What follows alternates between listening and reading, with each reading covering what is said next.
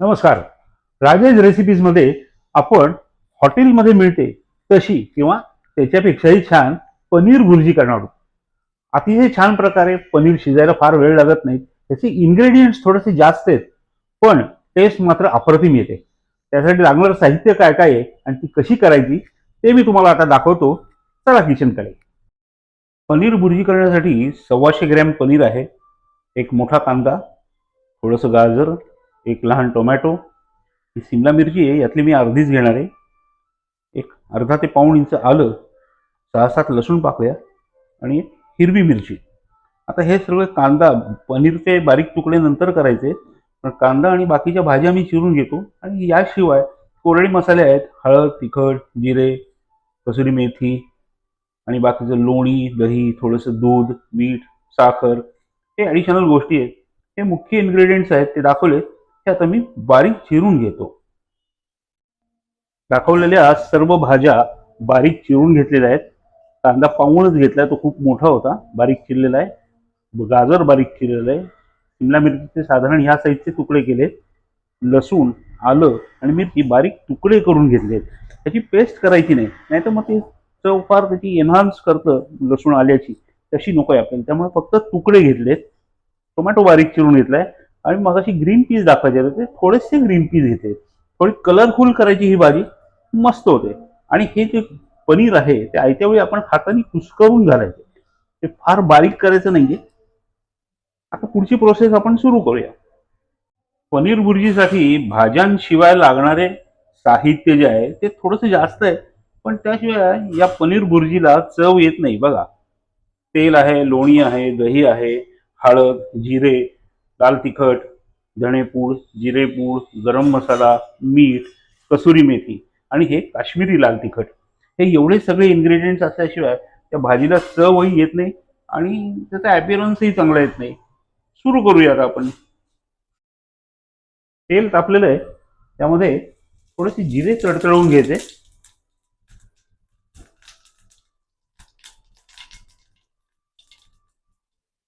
जिरे तडतडल्यावर कांदा घालायचा आहे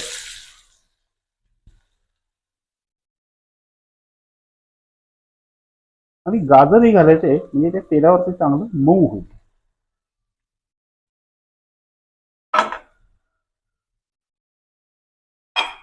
आता त्यामध्ये साधारण आपण चमचाभर लोणी घालणार आहोत. लोणी त्याला क्रीमीनेस छान येतो. लोणी आधीच घातलं तर ते जळून जातं.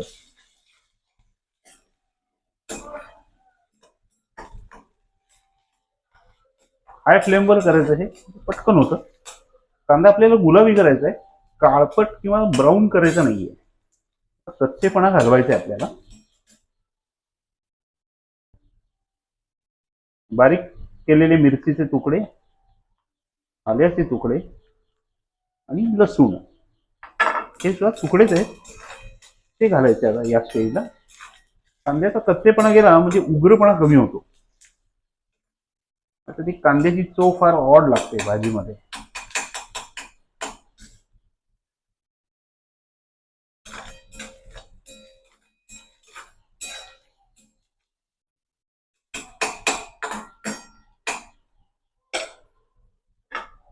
शिमला मिरची पण घालायची.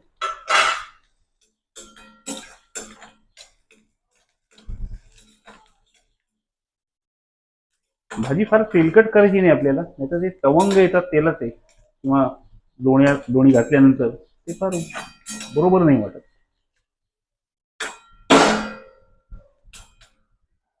2 मिनिटं झाकण ठेवायचं फक्त.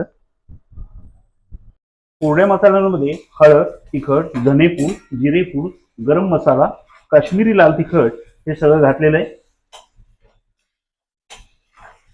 थोडंसं पाणी घालून हे परतून घ्यायचं, म्हणजे मसाले जळत नाहीत. थोडंसं दूध घालायचं याच्यामध्ये.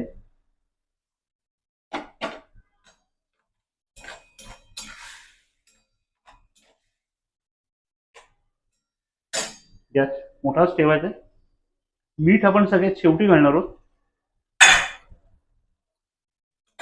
सगळं तेल वरती आलेलं आहे, तेल किंवा तूप. आता ह्या स्टेजला पनीरचे तुकडे घालायचे असे हातानेच करून. फार बारीक करायचे नाहीये.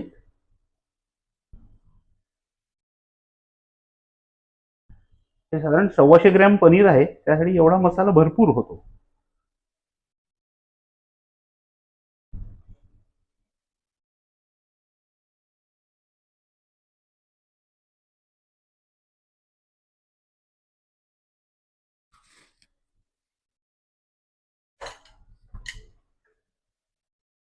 हाय फ्लेमवर हे परतून घ्यायचे.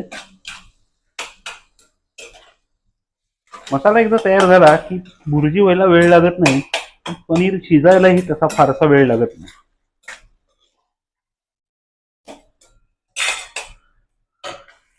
रंग छान आलेला आहे आपल्या भुर्जीला. आता चवीप्रमाणे मीठ घालायचं, क्वांटिटी बघून साधारण अर्धा किंवा त्याच्यापेक्षा कमी एवढाच चमचाभर मीठ घालायचंय, अर्धा चमचाभर.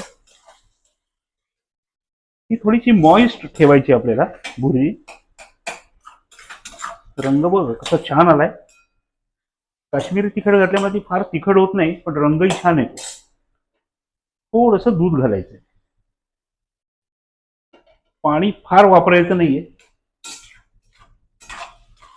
ग्रेव्ही अशी छान दाट होते. आणि पनीरचाही अगदी लगदा करायचा नाहीये, घेताना ती भुर्जी सारखी वाटली पाहिजे.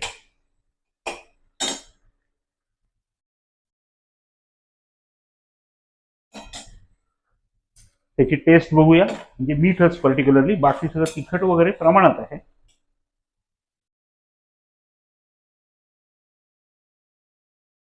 वा, उत्तम.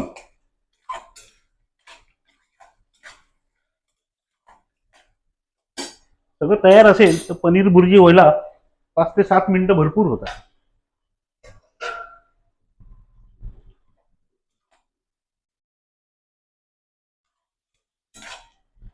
वा, आपली पनीर भुर्जी तयार झाली आहे. भुर्जी आपली छान तयार झालेली आहे. ती आपण आता मोठ्या बाउलमध्ये काढून घेऊया. गॅस बंद.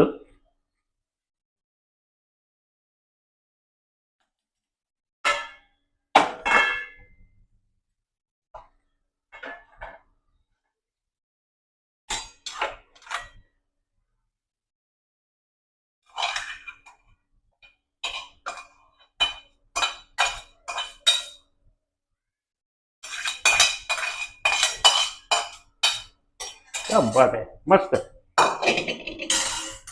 कोथिंबिरीने गार्निश करायची आणि लगेचच कोथिंबिरीने गार्निश करून गरम गरम सर्व करायची. चला, आपली गरमागरम क्रीमी मॉइस्ट अशी पनीर भुर्जी तयार आहे. ती तुम्ही पोळी, पराठा किंवा पुलाव राईस किंवा अगदीच आंबे मोहराचा किंवा इंद्रायणीचा गरमागरम भात, त्याच्यावर तूप आणि ही भुर्जी, हा, क्या मजा आता आहे. मस्त करून बघा आणि एन्जॉय करा.